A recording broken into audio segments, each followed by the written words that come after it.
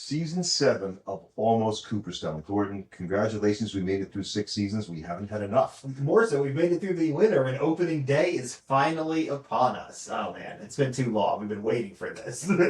We're back with a great season. The World Baseball Classic was a thriller, and we're so happy that you're joining us one more time. So, I picked the USA to win. You were almost blindly confident in that victory. I was kind of surprised how you were. I tried to put it out there, and I really felt that the U.S. was going to hit sometime during the. We're gonna say, well, they haven't done it the whole tournament. Surely they're doing that. And then that sort of teaches you that, I guess what looks like it's happening keeps happening, and the fact that and you're expecting to turn it around in a tournament like that. If the Dominican Republic had somehow come back to win that 2-1 game, they would have won the final. I don't think they would have had another quiet offensive game. That would have been an aberration. That was just, it wasn't like Colorado suddenly didn't start hitting in the final. He just literally didn't hit. So we're going to get to our picks, our division picks, and we'll pick every team in the major leagues. And we're going to do it with 5 minutes per division. That's our goal. So that'll keep this thing from being too long. But I think the WBC, and they're talking about Olympics in 2028. The U.S. has been sort of criticized a little for not having quite the enthusiasm that they saw from Venezuela and from the Dominican Republic and from Puerto Rico. Even Italy had more. I mean, I don't know what. But for basically every other team, that was the U.S. tried to go, they tried to play this kind of narrow line of professional, okay, we're here, this is business, this is important, we're serious about this, They kept talking about, Paul Skeens and his Air Force stuff, and I was like, why are we linking the military to this? That was all. I remember I tried the whole thing of going, will the U.S. be more into it because they won the world, the hockey, It certainly didn't seem like it. It didn't seem like it, and I will never, in a tournament like this. Great for Venezuela. They deserved it. I think they showed that they wanted it more, if I had to make any overall observation about what it looked like to me. So great for them. I'm sure the U.S. wanted to win. They didn't. Let's move on. And would we be saying the same thing if they had won? Yeah, I wouldn't like to be going, well, no, we've certainly proved that the U.S. is the best in the world because they won the World Baseball Classic this year. No, I wouldn't think that either. I think the U.S. still has the most great baseball players, but I didn't get to say it. I was wrong. Right. And that's what it is for a lot of people. It's yeah, sure. You might want to say all that, it doesn't matter, but you don't get to say you're the best. Yeah. That's something Venezuela gets to say. Yeah, exactly. You have to wait until, I guess, the Olympics and then before the next WBC, which may or may not be in 2029. Playing it in the summertime, I think, creates logistical problems if you try to do that, but we'll see what they end up doing. And let's be real here, opening day is not any less exciting because we've had the WBC. It's more exciting because I'm really charged up to watch more baseball. I'm like, oh yeah, it's been a long time. Because you're seeing exciting baseball games. So often the season starts and it feels like you sort of sleepwalk through April. There's almost like a kind of a joking sense that the games don't really count, even though they do. And we've seen plenty of teams sink their seasons with bad Aprils. But April, the Braves last year. It doesn't feel like a real month and part of the season. So I think the WBC sort of helps dispels that. It's like, no, this matters. We're here to play baseball and they're ready. And I think guys coming in game shape, ready to play meaningful baseball, will have a ripple effect through the league. The Yankees and the Giants, now managed by Tony Vitello, will open the season on Wednesday. That'll be the major league sort of game of the week, if you will. And I think it's going to be challenging for fans this year to find where to watch the games because we've got a bunch of different places these games. Netflix is now going to be bringing some games to people, so you're going to have to check every place to try to find where the games are. Sometimes that's going to be different for fans. I wanted to just talk about really the only difference this year, rule-wise, that of any significance, and it's significant, is the adoption of the challenge system. We call it ABS. But it's not a challenge system. Right. Teams are going to get 2 challenges per game. If it's a successful challenge, you retain it. So I guess that means in theory you have unlimited challenges if you keep getting it right. So it'll be very interesting to see what happens the first time we have once the teams and players start getting a feel for it. Right. Are we going to have games where guys are just firing it off left and right because they're like, okay, yeah, Ump just doesn't have the zone today. And since we've talked about it before, we won't go into it too much. other than to say that, the idea that I guess I thought that pitch framing would go away completely, and it won't in this scenario, right? Pitch framing would only go away completely in a completely entirely called, Right. Because there's automatic still going balls to and be a strikes. very high percentage of balls and strikes called by the umpire, and there'll be ones that are probably framed that were on the borderline. That the batter's going to be, I ain't risking my challenge on that. Right. And I'll say this: I've been watching some tennis, and shout out to my friend Anthony Revere, who hosts a Subway for Shea podcast. He's a big tennis fan, and then watching tennis, and since they have gone to automatic line calls, I think what you get in tennis is you lose a little of the humanity and a little of the sort of energy that you get when players use the challenge calls. Maybe not in the way that McEnroe did, and some of the the bad actors in tennis. I said, but what you concentrate now when you watch the tennis is that there's no call a carryover. So if they get a bad call and you think, oh, I got ripped off from that call, you're going back to the line, you're playing the next phase, and you're ticked off that you got a bad call, and that could affect your play.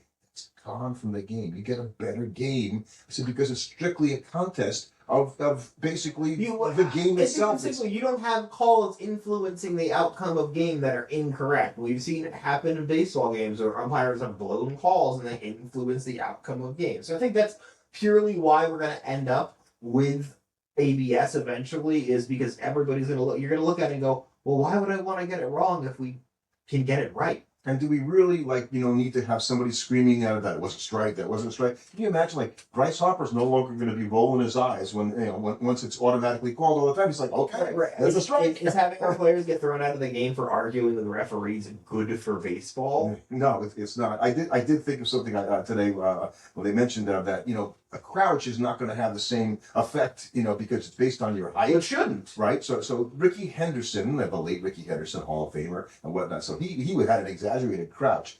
I don't know that you can't hit out of a crouch like that anymore because there's zero benefit to doing that. Well, that's the because you're going to be swinging at balls in your eyes and strikes. Well, that's because there should have been any benefit to it in the first place. Because it wasn't like Ricky Henderson actually hit out of that squat. He rose up and hit like a normal person. He just squatted down before the pitch because it messed with the umpire's line of sight and kind of, I'm sure, got him calls all the time. So that's not exactly, he was not that's not like part of his natural hitting motion. And if it did, still, it shouldn't impact it. That's not his strike zone. And Eddie Goodell, the midget who played baseball back in 1951 for Bill Beck, okay, the pitcher tried to throw strikes and the guy was 3'7" and he had a minuscule strike zone. So that's the only time where that's actually going to be the case. You're going to have to send a midget up there. Right. But that's how it should be, is that unless you've got somebody, Aaron Judge, we've talked about it for years, that he probably gets robbed because he gets so many more pitches called against him that are strikes that aren't strikes because of how big he is. So let's do a few of the news items before we make our picks. And you mentioned Aaron Judge, so I noticed today that over the past 3 seasons, right, since 2023, since 2023, 4 and 5, Aaron Judge has fewer home runs than Shohei Ohtani. And that really surprised me, actually. Shohei has 153, and Aaron Judge has 148. I think you would have asked me to bet on that. I would have get. There's no way. Because he had 62 home runs one year. How can I not watching him in the World Baseball Classic, I could believe that a little bit more. So those two guys, and if you had to take Aaron Judge and Shohei Ohtani as MVP candidates in 2026 against the field, against everybody else, which way would you lay? I would say I would 100% pick the field against Ohtani. I feel like he's not going to win it this year, just for whatever reason. And we're going to pick our winners next podcast. Judge, I don't know. Yeah. More so because what it would take in that, I don't want to get into it too much because this could also give away some stuff. There's 2 guys that come to mind that could beat him right now that immediately come to mind. Because if Cal Raleigh's season didn't do it last year, you're going to have to do something a little bit even more special. Unbelievable. And I think the Yankees are in such a tough division, as long as they're good, Judge will be good, and that means he's got a chance to win the MVP. Okay. Let's see. Other notes. Tyler O'Neill of the Orioles, and he's going to play in the outfield there, has hit a home run on opening day for the past 7 years in a row. That's going to be one of the quirkiest stats that you're ever going to see, and I am rooting for him I would love to see it. One. It would be great, but interestingly, it has the same percentage chance of happening as the last 7. It's like all this happening beforehand has no impact on it happening again this year. It'd be cool if it did, though. Exactly. we got some pitchers starting on the IL, which is Yeah, a lot of unfortunate. Yeah, pitchers. a lot of pitchers are coming up hurt already. Blake Snell won't be pitching until May. So the Dodgers' strategy of just, well, what if we just signed every pitcher in baseball, already showing why they did that, because he's going to be down. I think the more concerning one is Trey Savage, Jay's Rookie of the Year candidate, will also be on the IL to start the season with a right shoulder impingement. And they didn't do that when they signed Max Scherzer, but sure looks smart now because Right. You needed that, but then you don't need Max for the whole season necessarily. Well, that's the kind of thing where, I mean, he was electric, and he was not just electric. He was, in a lot of ways, your best pitcher in the playoffs. The one that you counted on the Right. most. So the fact that he's down to start the season has to make you like, you have to be like, okay, well, I don't love that. Now, granted, you got Dylan Cease now, which makes this a lot easier to take. But Jose Barrios has a stress fracture, I should say, in his throwing elbow. So he's going to start on the IL. And if you remember how many innings Barrios pitched in the playoffs last year, that would be 0. So this guy has had a great year last year, and they rely on him, and they just can't seem to count on him. Well, same with Shane Bieber, who's now going to be out. And so already, we don't want to get too much more into the Blue Jays, but you're starting to look at that. They also have one of the Rookie of the Year eligible candidates, because we've got a ton of guys this year, because they've got Kazakamado playing third base for them. Makamoto and Savage, if he comes back and pitches, he's a well, rookie. his biggest issue is going to be this year. There's so many good young players between J.J. Weatherholt of the Cardinals, McClain on the Mets, Savage, Basallo on the Orioles, McGonigal of the Tigers, Sal Stewart for the Reds. There are so many guys that are going to be good rookies that missing 2 months of the season this year for Savage could just cost him based on the fact that he doesn't have the other statistics guys are going to have. Yeah. The rookie for the Pirates, pitcher Bubba Chandler, is a guy that most fans don't know too much about, but he is going to be, I think, the number 4 in their rotation behind Jared Jones, Mitch Keller, and obviously Paul Stevens. And they sent down their superstar young shortstop, Connor Griffin. He's going to start the season in the minor leagues. I don't imagine that's going to last for long. No, and not too many teams like I think the Mets are probably going to put Carson Benj in the opening day lineup because they had an injury to a guy who might have been the right fielder, Mike Tauchman. And I like it when teams do that, and still there still are teams that are sending their guys down for a little more seasoning, so they bring them up in May. I don't really know why. I think probably a bit of it is that the fear is that if you put the kid in the major league roster to start and he hits off to a bad start, if you don't, you're in a very dangerous set of having him get into a bad mental funk for the beginning. Like if he struggles, now you have to send him down to the minors and have him find himself, and some guys don't respond well to that. You'd rather have him start the year in the minor leagues and bring him up when he's hot and seeing the ball well, so that he's not being like, okay, let's start the season in the major leagues and really take that jump. This old baseball fan, and I wasn't alive when this happened, but when Willie Mays came up, I think it was in 1951, he went something like 0 for 21 or 1 for 22 or something just horrible, to the point where he thought that, Mr. DeRocher should send him back to the minor leagues. And Leo DeRocher famously was said to have mentioned that, you're my center fielder, you're my guy. And Warren Spahn gave him a home run to Willie Mays like in the next game, and then that was the rest of it. And Spahn always would say afterwards, going, if I hadn't given up that home run. right. Except the biggest difference between now is there's 500,000 people on Twitter when Willie Mays is going 0 for 21 screaming about how he needs to go back to the minors. That's an excellent point. You can't do it, quietly or right. You can't if you're going to be in the majors, especially if you're on a big market team, you're going to be under the microscope if you're a heralded prospect. So you really want the guy to be feeling good about himself because he comes up, because you get maybe a week, maybe 2, unless you're a really well-known guy, before fans are going to start being like, why is this guy up here? Send him down to the minors. He's not ready. Last couple of things. I put a note in here that the major leaguers stole 5% fewer bases last year than they did the year before, when they had loosened up, obviously, the base, the throwing over and things of that nature. So I think that's really interesting, and the prediction is that it's going to go the other way this year, and people are going to run like mad, and they're going to actually outdo 2024. Right. I think what you saw last year were teams that had made a concentrated effort to try and hold off the running game more. And I think what teams realized, like the Mets, is, but that doesn't really matter. As long as you're smart about not getting picked off of first base. And I think teams do not aggressively try and force pickoff throws out of pitchers enough. It's something that has always baffled me about it, because just purely if you're looking at it like a game, like like I play a lot of video games. Looking at it like a game, he can only throw over twice. Right. So the moment you get him to throw over once, you immediately start. Well, he can throw over 3 times, but if he doesn't get you on the third time, you get second base. So you really, as soon as you make him throw over once, now he's in a really awkward situation because he wants to throw over and he also doesn't want to throw over. Because the moment you've thrown over twice, Right. you're screwed. And you had a guy on the Mets last year, Juan Soto, who tied for the National League lead in stolen bases, and there is no Met fan that's going to say that Juan Soto is a fast runner per se. Right, no, but he seemed to be the one that kind of got. He's like, oh, okay, wait a second, I can abuse the situations where I know pitchers aren't paying attention to me and are going home, and I'll just take off every single time. Mm-hmm. And he was just having no issue because of that. Okay. Well, last couple notes. Only 7 players hit 300 last year or better. Aaron Judge led the league at 331.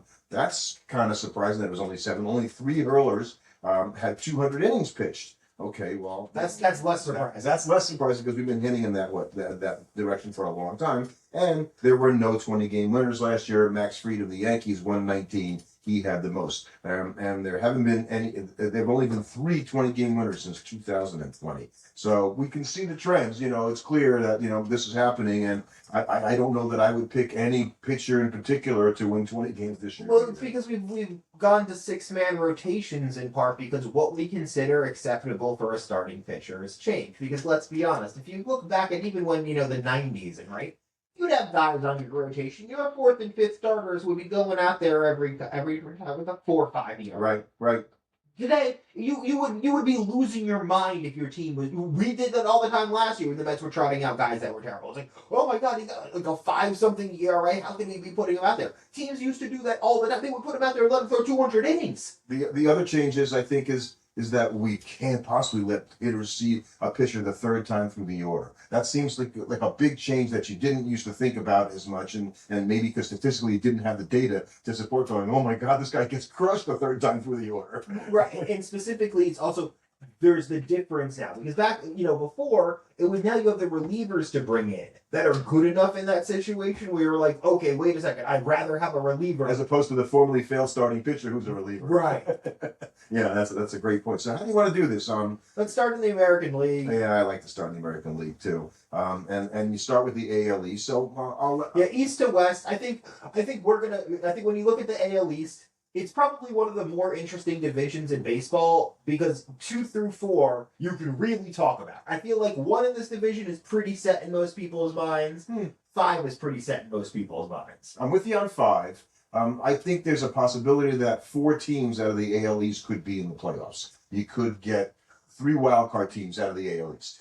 That is entirely possible. I don't think so. It's hard when they beat up on each other. Right, it's really hard. But I think if I'm starting at the top, the team that I know is going to be a playoff team, the team that I have winning the division, I think the team almost everyone will have winning the division, is the Toronto Blue Jays. They went out and spent more money this offseason than even the Dodgers. They have a loaded lineup. They have, when they're all back from injury, a loaded rotation. Realistically, the weakest part of their team is maybe the back end of their bullpen, and that's traditionally that's been the weakest part, and it still right, is. But I mean, they got rid of Jeff Hoffman. Right. If you look at that team up and down, they're a very good team. Yeah, and they have a guy in Eric Lauer who I've always liked, came over from the Reds last year, and you lose your Savage, you lose Berrios, you lose Bieber, and this Eric Lauer is going to slide in, I think, in the 5 hole, which that's a pretty good guy to have, to have there as a guy who's Right, but going to be able to contribute. You lose your Savage, you lose Berrios to start the season, but you went out and you got Dylan Cease to be your number 1, and that makes it feel a little better. And you still got Vladdy at first base. Yeah. I mean, you bring in Cody Ponce, who pitched in Korea last year, and Max Scherzer. Like I said before, you only need him for a couple of months. You don't need Max to be great for the whole season. I think that's the most important thing there. Who do you have? Then if you're going to sort of slot them out 2, 3, and 4, because I'm assuming you're going to pick the Rays for last. Right. The Rays, I think, like most people, you're picking them last in the division. Not even that they're necessarily that bad. Well, here's the thing. I thought about that. You have their lineup. You have Yandy Diaz, you have Jonathan Aranda, and you have Junior Caminero. That's it. The rest of the and they traded away Shane Bass. Right. They traded away Shane Bass. The rest of that lineup, is really nothing you need to worry about. When I say they're not that bad, they're not that bad in comparison to the other truly bad teams. Oh yeah. And then the Rays, they're resourceful. They're a competent baseball team, and they're going to play in the Dome again this year, which they're very excited about now. They're not the Twins, and they're not the White Sox or the Angels. So yeah, I read stories about the Rays going how hot it was in Tampa last year, how it's just guys would go through like 4 jerseys in a game. But this is where I think where you get the AL East number 2 team. This is where you immediately start having a lot to talk about because I had the Yankees second. I have the Red Sox second, I believe. Mm-hmm. Yes, I have the Red Sox second. And why do you have the Yankees second? Because they were second last year, and they're bringing back Garrett. They're bringing back Garrett Cole. Yeah. Okay, so here's why what I doubt about the Yankees. Running it back and having watched the Mets try to do that last year with virtually the same cast of characters doesn't seem to work. The Yankees didn't feel like they were as boosted as by divine providence as that Mets run was last year. Well, that was 2 years ago. 2 years ago, right. Well, going into last year. I will say, obviously, with the Yankees, there has to be a lot of concern. You got a crazy year out of Trent Grisham last year that you can't really have any chance of expecting again. And what are you going to get out of Goldschmidt at first base? But he won't play much. Right, but I think that the starting pitching will be better. Yes. And I think that's going to be their biggest thing. They have enough guys at the top of that rotation where they don't need the lineup to mash for them to win a lot of games. I'm not sure I'm buying that because, Rodon is still, got to come back from injury along the lines of what Garrett Cole does. Luis Gil is not even close to the pitcher that he was a couple of years ago, and he hasn't looked great in the spring. They need him to be good. I mean, it's kind of interesting how Schlittler, fell off. Good pitcher, like him, think he's going to be a stalwart in that rotation. So I like their pitching. I just think once you get past Aaron Judge and you want to throw Cody Bellinger in there. That lineup is like, Jazz Chisholm, he's a nice player. Ben Wright's a nice player. Volpe's okay. Volpe's not even going to start the season. Yeah. Caballero's going to play, Ryan McMahon at third base. Who's never been a great hitter. That's why I picked the Red Sox to do that because I, for whatever reason, believe more in the Red Sox lineup than you do. I have the Red Sox finishing 4th. You haven't finished right. So I believe these guys are going to hit. I think they're going to trade Yoshida at some point because there's just no place for him to play in that team. They already have 4 outfielders. Right, but okay, you're trading him for... Well, it doesn't matter. You're trading him just so you don't have to deal with what are you going to do with this guy. Right.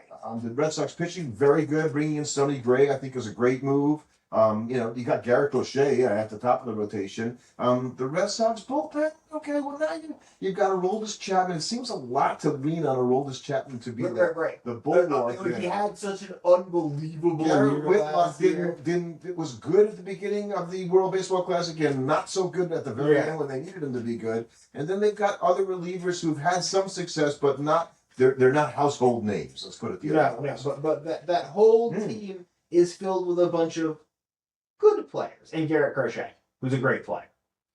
Yes, yeah, and I think that might be enough. I think the Red Sox are going to challenge for the division. Actually, they will challenge the Blue Jays. You don't think so? Neither one of us picked the Orioles for first or second, but everybody's thinking the Orioles are going to have a better season this year. Right, the Orioles are a better team, but that might not result in them having a much better record. I feel the same way. Yeah, where they'll be noticeably now. Granted, they're also had such a bad start last year that when you look at what their second half was, they're like, oh, okay, they actually played like a really good team in the second half.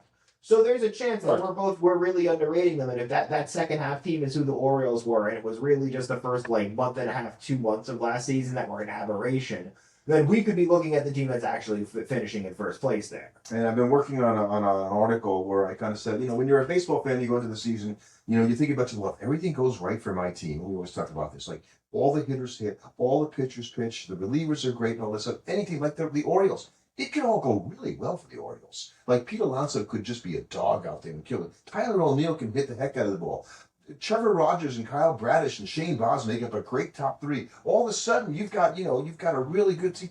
It's probably not all going to work out. Right. And obviously, when you look at across the league, injuries could affect any team. So when we talk about, the worst outcome, obviously, if Gunnar Henderson gets hurt, that's not good for the Orioles. Right, you can say that anybody, if Shohei Ohtani gets hurt, I think Dodgers will be when you look at certain teams, they would be uniquely affected by injury. If Aaron Judge goes down in that lineup for the Yankees, their season is sunk. Yes, yes. More so agree than on that. any other team in that division. And it's as much mental going, where's our rock? Right. The Blue Jays, if Vladdy goes down for an extended period of time, he's such a rock to that lineup that I think it will be a huge loss to them. And I look at George Springer going, is this the season that George Springer's injured again? Because he had an amazing season last year. He's in his late 30s at this point. He's never been a terribly healthy player. Right. You had to get right. You always He have got to the be good afraid year of last it. year. Yeah, so I think that's something you can question as well. Let's move on. So you have the Red Sox fourth. I have them second. No, you had the Orioles third. And we both have the Rays in last. So how about the American League Central? I think the American League Central is a lot easier of a division to kind of forecast out because everything sort of looks as expected. That it really kind of depends on probably the teams that are going to have the most to say are going to be Cleveland fans and Kansas City fans, because I don't think White Sox fans or Twin fans are going to be saying, "Hey, we got a real shot to win the division this year." So I'll start by saying I'm going to pick the Twins to finish fifth and the White Sox to finish fourth. So there's a bit of I don't know if it's a hot take per se, only the same, but I think the Twins are going to sell off what players they may have by the summertime, and so they may be okay for a while, but I think they're gonna fire sale the rest of the way this. I actually picked the same thing as you, mostly because I feel like the White Sox are a young team that feels good about themselves and on the up. Hey, we don't look as lousy as usual. Right, we spent some money this offseason. We brought in some new guys. There's a better feeling there. Well, I think the feeling over in Minnesota is god awful. That's a team that knows they're shaving money due to payroll. Dead men walking kind of thing. Right. The thing that not enough. And any player that's having a good season is thinking about, well, where am I going to come like July? Yep.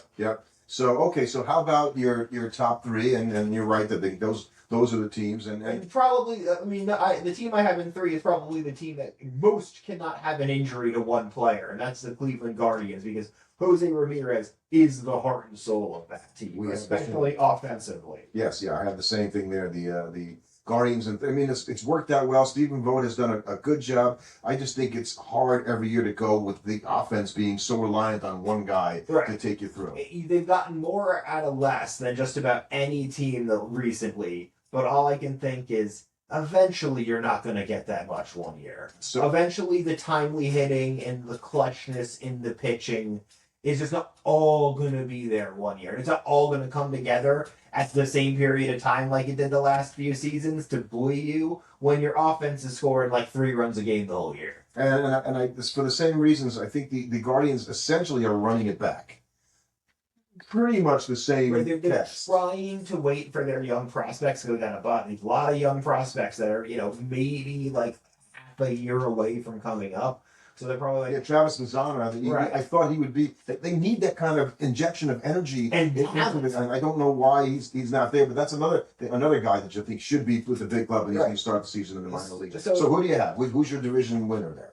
As much as and you have a lot of friends in Kansas City. Shout out to I'm going to make some very angry boys in Kansas City fans here, because I have the Tigers finishing first in the division with the Royals finishing second.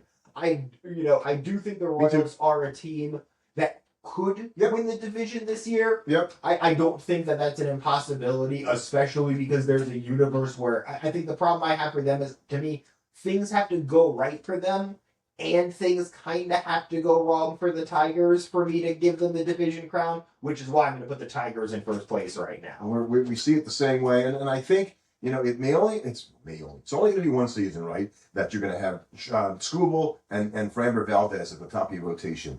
The Tigers are good, man. They have a lot of good players on their team, not just good hitters. They play good defense. They've got a really good bullpen. I think people are underrating the Tigers a little bit, thinking that, that because the division is lousy, that it's going to be between Kansas City and Detroit. And like you said, Kansas City has a chance. I just think the Tigers are a cut above. I think the Tigers are more cleanly a cut above, because for me to put to Kansas City in that cut above, guys have to take steps forward that I can't just say, oh yeah, obviously they're going to do that. Look, Bobby Witt Jr. is an MVP candidate. He might be my MVP when we go over. Cal Garcia showed everybody in the World Baseball Classic that he's an up-and-coming star, if not already a star. Right, their rookie Jack Caglione is going to be a player. And I like Vinny Paz. Right, and look, obviously, he's not Tarek Skubal, but Cole Reagans is a very good starter. He is really, he would be a lot of teams' number one guy. I think people don't realize how good a pitcher he is. I think the thing that gives me pause for the Royals is, man, you're relying a lot on mid-30s Seth Lugo and Michael Laughlin. I was going to say that too. I don't expect Seth Lugo to. I mean, he's. They had great years last year. Yeah, And you've got just run a lot. and you've got number one in Reagan's, but woo, you're really counting on having good years out of those guys. I like Noah Cameron. He looks good too. So they got guys that, if like we said, if they're at their best, if all their pitchers are at their best, they're going to be tough. Right. That is a team that if all their pitchers are at the best, they could be the team out of the AL this year if everything breaks right for them. But that's a year where everything breaks right for them. But that's a team that's on the up and up. And then lastly, as we move out west, again, I feel like this is the team that this division more than any division in the AL is a definitive number one in this division. I feel like the Mariners are the number one team. And I couldn't come up with any narrative to have any other team really have a chance to beat them. no, it's really hard. I mean, the starting pitching is possibly the best in the major Right, leagues. you have to have the Royals narrative on steroids, basically, where not only does everything break right for one of the other teams, but then everything goes wrong for the Mariners, which I'm sure there are a lot of fans in Seattle saying, well, that could totally happen. Right. So like we said, the starting rotation is great. You've got two MVP candidates on the same team in Cal Raleigh and Rodriguez, J-Rod. Right. So that's formidable. They've got a great closer in Munoz. They field well, they pitch well. They're experienced now. They've been there. Right. They've seen that. So. I think there are things you have to be concerned about. Kyle Raleigh is an amazing player, but statistically, it's not possible. He doesn't have to. Right. But if he doesn't, where do you make that up throughout the rest of the team? Because he had such an unbelievable year last year, and they still weren't a particularly great offensive team, that if he's just merely the best hitting catcher in baseball instead of the best offensive season for a catcher ever, what does that do to that lineup offensively? Well, and I'll tell you how. And they picked up. They traded obviously Polanco to the Mets. Right. And so he was a good hitter for them last year. I think they did better bringing in Brendan Donovan, who I just adore. He's one of my favorite players. Right. Really good player. Putting him at the top of the lineup and that kind of approach that Takes some pressure off of Julio. Really like him. Josh Naylor decided to settle in Seattle after he got traded over there, and he seems like going to be there for a long time. Just hoping he doesn't bring over his WBC form, but he's bad. So, and you don't need Randy Arozarena to be great. You just need him to be Randy Arozarena. He just has to be his normal self. Right. Dominic Canzone, looked really good. Still has a lot to prove. Right, a lot to prove. And I think Arozarena, in a lot of ways, the biggest thing for them is he's their emotional center, it seems like. He seems to be their fiery guy, and I think he provides a lot of that for them, which for a team that's always felt kind of muted. Yeah. No, they're not. Randy's not muted, that for sure. So, okay, if they're the number one, if there was any team that was going to have a chance to catch them and pass them and be the division champ, who would it be? And this is a tough division because I feel like whoever you're talking about for number two, I'm already starting when I'm saying that they're number two team, I'm talking about the things going well for them that year. Yeah. Because when you're I changed my pick like 2 or 3 times. Right. Who is the best team between the Rangers, the Astros, and the A's is really, who do you think is going to show up this year kind of question? And more so than a lot of other teams. And can the Astros, who are also kind of running it back, is this one last go-around for this crew? I mean, Altuve is not the player he was, obviously. Yordan Alvarez, if he could play 140 games, who knows what the guy could do. He doesn't do that enough, but, when he plays, he's Father Time has to eventually catch up to Altuve. Yeah, right, exactly. And they've got a lot of, they've got a lot of hitters, that I think they can, do damage. But I don't know that it's going to be enough to overcome. You got Correa and you've got Johnny Diaz. Right. And Correa is not Correa of 5 years ago. Last year, Cam Smith. This is the year, right? Where he's talking about a young player who's got talent and whatnot. And Isaac Paredes at third base. They have enough professionals through their lineup. Can that support? Hunter Brown is your number one. I watched Mike Burrows pitch yesterday in spring training against the Mets for them. He looked good, but Mike Burrows is your number two. Christian Javier Tatsuya Amai, the rookie from Japan, he looks good. Comes in having good stats. But Lance McCullers Jr., well, how long will that last is one thing to say. And Spencer Arrighetti, who is going to start the season, I think, in AAA.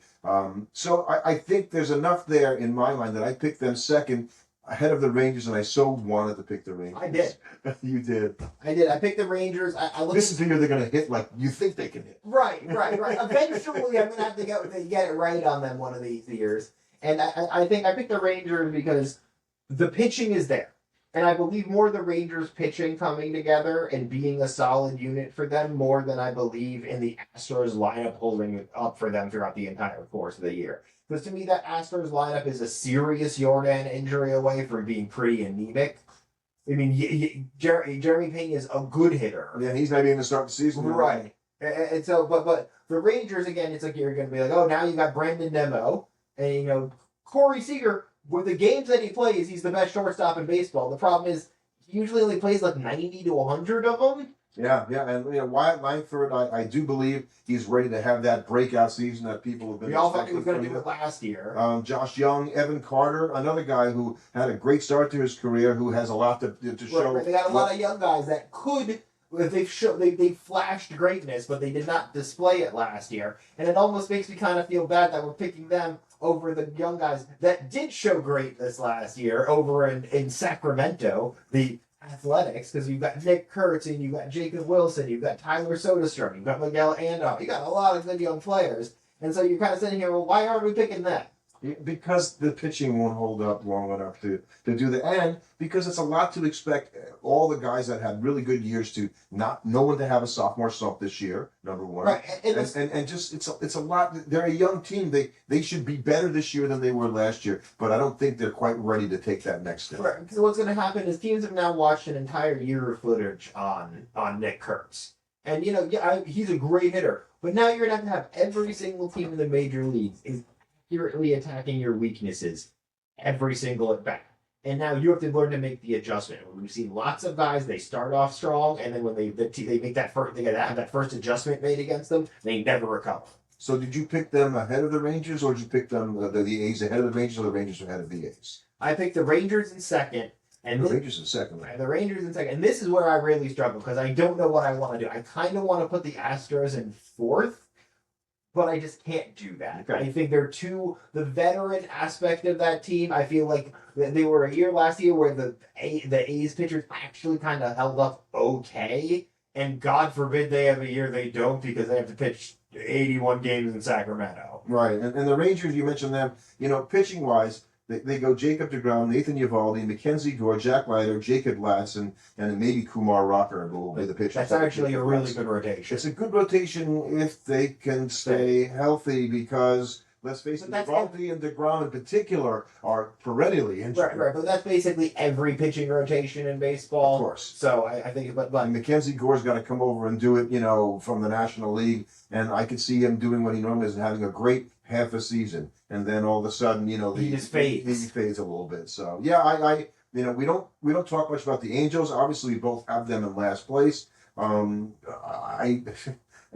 you have anything that you can say that's positive about the Angels? Are they finally seem to be kind of taking a direction here. They actually seem to be trying to tank for once and rebuild properly rather than bringing in guys through free agency. They're finally getting off of these awful contracts they've been under for years.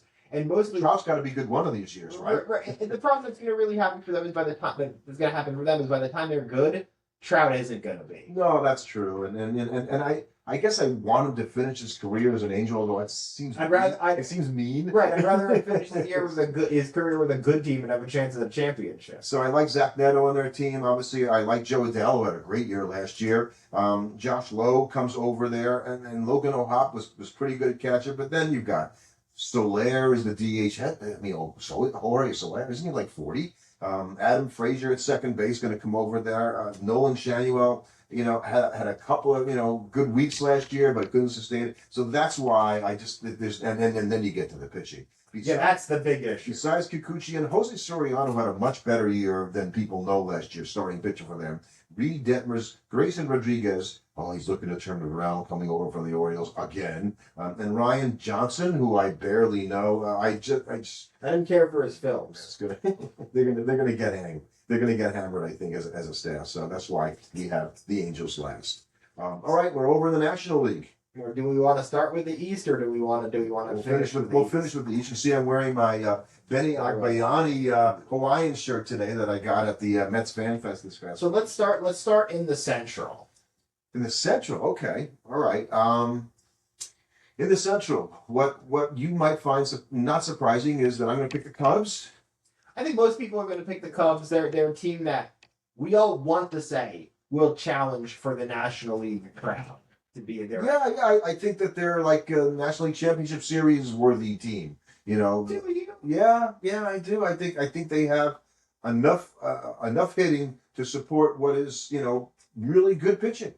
The starting pitching. I mean, Jameson Taillon is your fifth starter. That's probably the one you're a little nervous about there, but it's hard to really about your fifth starter. Right. So Imanaga, Edward Cabrera comes over from the Marlins. Cade Horton, who they have very, very big plans for this year and having a great season. Matthew Boyd is the number one. That makes me scratch my head because I guess he's been around so long that somehow he's ended up being Jamie Moyer late in his career, where this guy is actually one of the better pitchers. And eventually, you should get Steele back. And you should get Justin Steele back. So that to add to Michael Bush and Nico Horner and Ian Happ, right. To me, Bregman at third base. Right. To me, that team's more about its lineup than its starting pitching, because the starting pitching to me is enough to get them there. That's why I picked them. Right. And I think for me, the big thing in that division is, because I have the Brewers finishing second in that division with the Cubs, is the Brewers just sort of feel like, especially the trade of Freddie Peralta really changed how I looked at them. Because that team was such a, like when you look at that lineup, you're like, man, I like Jackson Churio. Don't love a lot else about that lineup. Right, and they didn't do much hitting last year, and we saw how they went down in the playoffs to the Dodgers when they basically completely forgot how to hit, given the Dodgers, did pitch quite well to do that. Mizurowski as their number one, he's legit, but he needs to have that season where he shows he's the number one. He needs to makes be his a 30 Cy Young starts. candidate. Yes, in order for them to compete. I have them third, actually, and that's only out of respect, because there's a narrative I can create where the Brewers, it all comes apart. But I probably say that every year. Right, exactly. So I have to see that happen before. So I didn't do it that way, and I picked the Pirates for second. That's kind of my reach pick. Your big reach pick. Yeah, my pick, and that's mainly because I think the other teams might not be able to get out of their own way, including the Reds. Right, the Reds having Hunter Green start the year on IL is a huge loss for them. Yeah, and the Pirate pitching, obviously I mentioned Bubba Chandler earlier. You've got Schemes and obviously Jared Jones and Mitch Keller. They actually went out and got some guys to help and Brandon Lau. But you need to hit. You need a monster season at Lau. You need O'Neal Cruz to finally realize on his talent and become a really good baseball player, a good baseball player, because he's not even really been that. I agree with that. He needs to, have them talk about his batting average instead of his exit velocity. He needs to be something more than a bunch of measurables. Right. Exit velocity and sprint speed and throwing. He's big and he looks amazing out there, but he's not actually been a great baseball player. And so that's why it's tough for me to. They could totally finish second. That's totally something I can. And I think that would have to have, like, Connor Griffin would have to be brought up and inject into that lineup what you're looking for. Right. As we start off the season. That's a team that I can see most benefiting from mid-season call-ups and making a trade halfway through the year to bring somebody in. But as they're composed right now, that lineup is ugh. Yeah, this is peak Paul Skeens, folks, right? So just like Scooble is the Tigers are all in this year, right, to try to do it because doesn't look like they're going to sign Scooble. And I think Skeens, who knows how long he's going to last in Pittsburgh, but chances of them signing him to the contract it'll take to keep him there for a long time. Not great. So this is the time for them to sort of say, okay, well, maybe not going to obviously challenge for the World Series, maybe not even for a playoff spot this year, but next year they should. They should be in position to do that. And I'm taking the Reds to take it. I picked them last year to make the playoffs, and they barely made it, but they made it. In with some help. I think this is the year where maybe it doesn't all go right for them, and from the standpoint of Terry Francona doesn't have the magic touch. It felt like it all kind of worked out for them last year, and they still just barely made it, and it required a collapse of the Mets and other teams to kind of get them there. And they didn't really do a ton to change that. I like Nick Lodolo, the pitcher. I like Andrew Abbott. Obviously they need Green to come back. Right. at the Not top of having the Green, rotation. not having Green there to start the year. And they play in a tough ballpark where unless those pitchers are great, you're gonna give up hits. So. But you got T.J. Friedel, Matt McClain, Ellie De La Cruz, Sal Stewart's gonna. He's a guy they're hoping for business. Suarez comes in as the DH. Spencer Steer in left field. That's a good top six. Okay, yeah, they're a team that again they remind me in some ways of the Red Sox, and maybe that's why I dislike both teams for similar reasons. That I look at their lineup and they're a bunch of good hitters, and maybe Sal Stewart will be the great hitter that they need. But when I look at all the teams that I look at as World Series teams, what do they all have in the middle of their lineup? Elite top And you end. can't pick one guy in the Reds that's that elite talent. Right. No, that's a fair thing to say. And I'd say the same. He's got to emerge. He's got to. Suarez did 49 home runs. Does that make him elite talent? Not the way. He doesn't do anything else. He only hits the home run. We're talking Soto level. We're talking Cal Raleigh. We're talking Judd. We're talking Otani. We're talking that type of hitter. When you look at all of those teams across, all the teams that we're picking for, when you're going to pick World Series possible winners, they all have that kind of guy. That's why you give a team like the Braves respect, because they have a guy like Acuna Jr. Right. And you got to have that guy that you can put in your lineup. That you And that's why you have a team like the Cardinals who don't have anybody like that, and that's why we're picking them to finish fifth. Yeah, I don't really have too much to say about the Cardinals. I think I said it last week. Going, the Cardinals did Albert Pujols a solid by not having him manage this group of players. Right. This looks like the Cardinal fans are going to be watching their first true rebuild in a long time. So we're very curious how the best fans in baseball handle this. I think they're happy though the team's finally committing, because that's been a team that's been sort of trapped in purgatory now for a little bit. And so finally being like, okay, we actually have to fix this is probably a good thing for them. Now the Dodgers fresh off, and we go to the NL West, fresh off 2 World Series in a row, trying for a third, which hasn't happened in a long time. I think it might. Most teams, they do. Well, why don't they just run it back? Not the Dodgers. No, the Dodgers are like, no, we're going to go sign guys. We're going to bring in Kyle Tucker. We're going to bring in Edwin Diaz. I always forget that. So, Kyle Tucker, like I said a few podcasts ago, he's just another guy.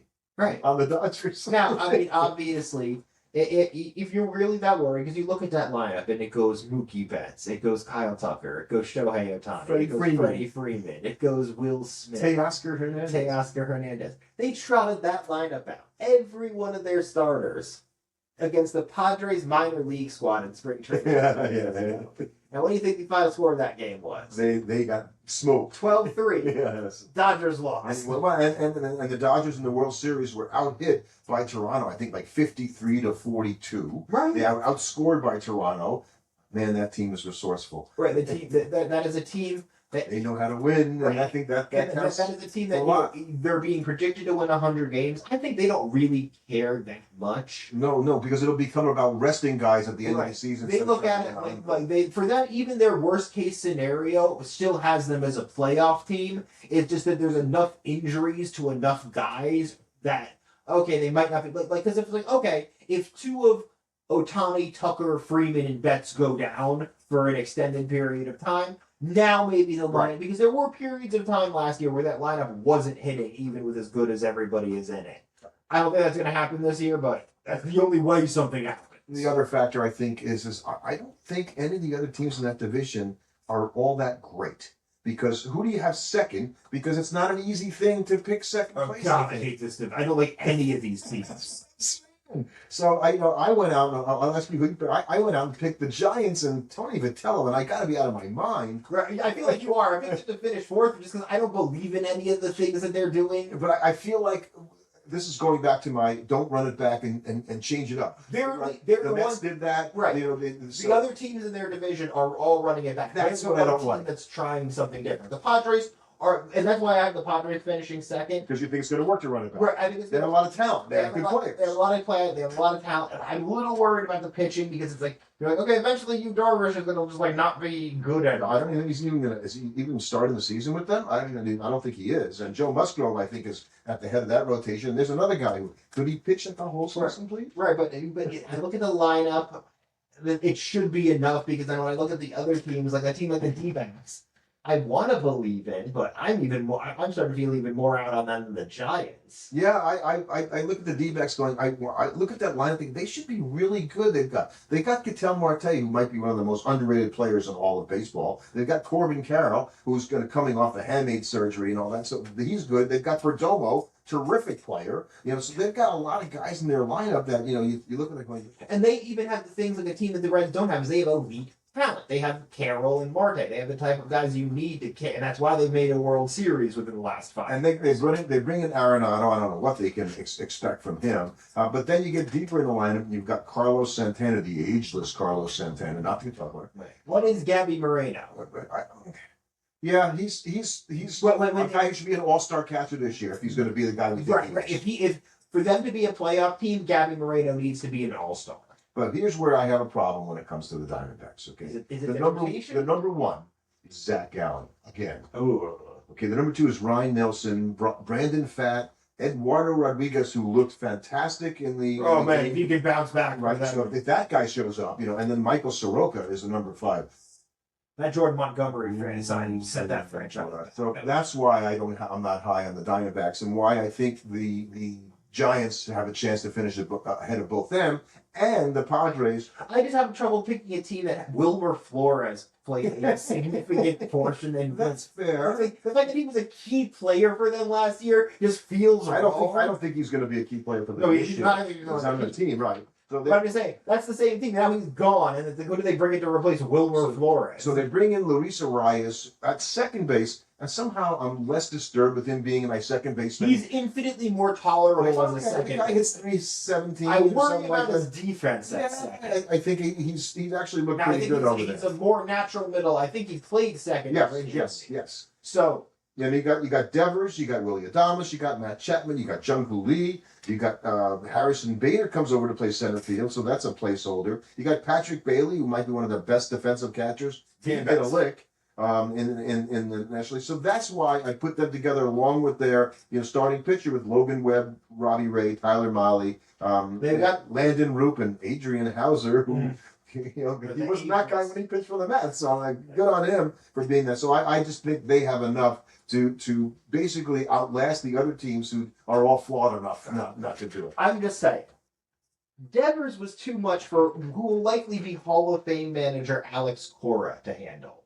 Now you're going to bring in rookie head coach, fresh to the major leagues from college, Torey Vitello, to handle one of the most mercurial players in the major leagues. I will go with the clean slate theory.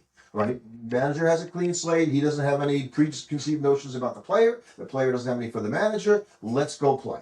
And because he's got a defined role, obviously he's going to play first base on the team. And he agreed now. Oh, I'll play first base. Which is something he wouldn't do with Boston. I think it has a chance to go well. We'll see. I don't like banking on a rookie manager but God, look at Pat Murphy and look at Stephen Vogt. They won back-to-back Manager of the Year awards being rookie managers. So I guess it can happen. Well, as we move over to the NL East, we looked at we had a rookie manager, well, not a second-year manager coming off a great rookie campaign in Carlos Mendoza. And it did not go great for him in year 2, let's just say. No, and obviously, the pitching health of the Mets last year, you want to lay some of that on Carlos Mendoza's lap for reaching for the starters too early and crushing his bullpen by the time May rolled around. Only if you watch the Mets play, it wasn't like he was taking guys out who were pitching well. There were games where he did, though. There were games early in the season where he was overprotective, because I remember us sitting there being like, oh, okay, I guess he's done, in the 5th inning. And we were kind of always confused, but we're like, okay, it's working out. He would bring in some random guy we had never heard of from the bullpen, and he would throw well, and everything was going great until it did. So, and I think he's acknowledged that he's going to do a few things differently this year than he did last year, which is good because the Mets fell apart and never were heard from again, basically, once they went in the tank. We'll save the Mets for the end because we can talk about them the most. But looking at the other teams in the division, starting down at the bottom here. That's an easy one. And this is an easy one, and I'm mad at it. So me too. We feel the same way about that because there was a time last year where I thought the Nationals were coming up. Right. We both had the Nationals as a team that was up and up. I had the team that they could have been a dark horse playoff team last year. Instead, they just pretty much immediately went in the tank and sucked the whole year. Yeah, and they trade their best pitcher in Mackenzie Gore And they don't really get guys to come back in the rotation. I have been sort of Jake Irvin fan, but you look at the guy's statistics going, why, Mark, why are you a Jake Irvin fan? He threw Because two he pitches games, well against the Mets. like 2 good games against the Mets, and now you're convinced he's a stud. 100% right about that. And so, other than that, the pitching is rough. And you look at what they've gotten for all of those trades that they made. Not a lot. No. What's really materialized out of trading Juan Soto and Trey Turner? I think just for them to run out, Cade Cavalli's our number one. You're going to put him at the top of the rotation. They have Foster Griffin. You know that pitcher? Zach Littell. Is he the Lost Family guy's son? No. Miles Nicholas comes over Mike's from brother? the Cardinals. So I think the pitching is going to be. Hey, Dylan Cruz James Wood is a good Cruz player. was sent to the minor leagues. Right. James Wood, good player. Good player, not yet a great player. Not yet a great player. He strikes out a lot. Strikes out C.J. Abrams. Where's this guy? Like, he shows lots of talent, but when's he going to be the leader the team needs him to be? At shortstop. When's he going to be their Bobby Way? Right. Right. Dalen Lyle in right field looked good last year, but it really should be Dylan Cruz out there. He's in the minor leagues. So I think that the Nationals are going to be worse than people think. Kevin Ruiz just that's how many years have they tried? Right. That's part of the problem is that they traded for all of these guys. They traded away their best players to get these young guys, and none of those young guys, not one of them has become a superstar. Even Mackenzie Gore, who they traded, who was good, was only as good. Wood is the closest they've had, but he is still. You wouldn't describe him as a great player yet.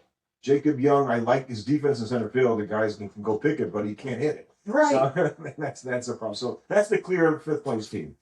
But that doesn't mean that the fourth place team couldn't end up in fifth place in the Miami Marlins because they've got a pretty good young lineup. They've got a lot of guys. Kyle Stowers might be the best player that a lot of people have not heard of. Yep, that's a good call. But you look at the manager's dynamic. Right, I think he struggled to start the year, but he kind of seemed to turn it around. McCollum. Yeah, and they've got the guys at the top of the rotation that if they're healthy, they should be electric. They could also go the way if it didn't go well, however, and sell everything and fire sale everything at the break and finish worse than the Nationals. Right. They have a plucky lineup, but does it actually kind of hold up and sustain? Does we saw stuff out of Sandy Alcantara and who's the other? Yuri Perez. We saw them last year. They looked pretty good down the stretch, but both of them are injury prone, and God forbid they get hurt or just not what they need. And once you get down in the rotation, Chris Paddock is the number 4. Jason Junk, that's great. Grant Jansen Junk is the number 5 right now. Great name for a pitcher. I hope he's an off-speed pitcher, actually. So I think that's clear. So now you've got the 3 teams that obviously did. I will say this, but things can go right for the Marlins this year. Perez and Alcantara can be the guys that they can be, and that lineup could hit. There's a universe where, my third place team could finish 4th. That's the Atlanta Braves. Yeah. They could be bad. There's a universe where they're bad again. I hate, and as a Met fan, you just get the Braves are like Voldemort.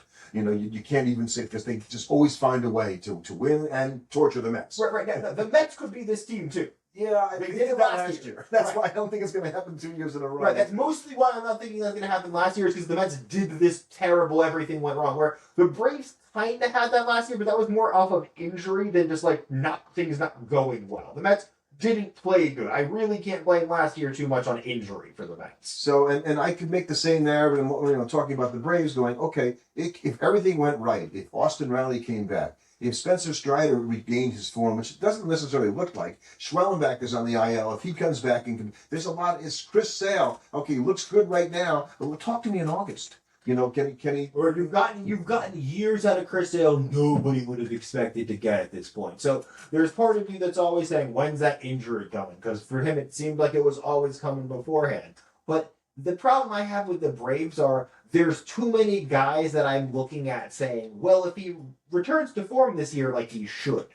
Because, that's a good portion of their Ozzy Albies and Austin Riley. Right. And Strider. And then you start looking at Matt Olson. Matt Olson needs to bounce back because he didn't have a great year. Michael Harris has to play great the whole year. Right. Not just half a season. Not just half a season. Because he was a good player for half a season, and he was the worst player in baseball for the other half of that. And unfortunately, those two combined is still kind of a bad baseball player. So but you go Ronald Acuna, Drake Baldwin, who is poised for a good season. This could be the all-star catcher in the National League. Right. They are a team that is maybe one of the hardest ones to forecast because their upside is really high and their implosion is really low. And so now we get to what is my number one team in the NL East, which is Philadelphia Phillies. Pick the Phillies. I pick the Phillies. They're running it back. Yeah. Kind of a trend you can see. I'm preferring the team. Yeah, and I'm not. I'm going the other way. I like the teams that are running it I pick the back. Mets. Right. They have the pitchers. Christopher Sanchez. They have. Where's Major Suarez? Oh, he's in Boston. Oh yeah, he's in Boston. Oh, go on. But they got a guy named Zach Wheeler. Yeah. He's pretty good too. Yeah, he's not going to start the season now in the rotation, But he's going to come due back in May. Nola will be back. Yeah, and Nola looks more like Nola, at least in the World Baseball Classic. That lineup is still really good. Now, you have to question some things. Harrison Bader actually played a rather surprisingly large role for that team last year. And how He's not there anymore. He's not there anymore. But they still got Schwarber. Yeah, and Harper. And Harper. Yeah. And they still got Turner. No, yeah. Yeah. That's good. What's Real Munoz? Real Munoz had a couple down years now. Oh, and that's why it could be. They brought in the guy they brought in was Adolis Garcia, and I guess I hope he's the player that he once was in Texas, but it's been a few years since he's been that player. Sure, but he'll be infinitely more likable in right field than Castellanos. Yeah, well, that's addition by subtraction, as we like to say. So Brandon Marsh, Alec Bohm, running it back, Bryson Stott. No, I didn't pick them. I picked them to get ahead of the Braves, but I didn't pick them to catch. So that the means you have the New York Mets in first place. I do. So spin me this how everything's going right for the Mets and they end up in first place. Spin me this yarn. Kodai Senga pitches 140 innings. Looked real good in spring training. So far, so good. Nolan McLean is the real deal. Freddie Peralta is what you expected him to be at the number one. So you start with those three guys. So you have a good, solid top of the Clay rotation. Holmes is an able number 4. And then between Sean Manai, who isn't even going to start the season in the rotation, he's going to work out of the bullpen. You've got a lot of guys at lower levels that can help. David Peterson, obviously not a lower level. He looks pretty good. You've got Christian Scott, who they've been high on for years, is finally coming back up. They've got a lot of guys that are in the lower levels. And you're going to need them because last year the starting pitching fell apart due to injury.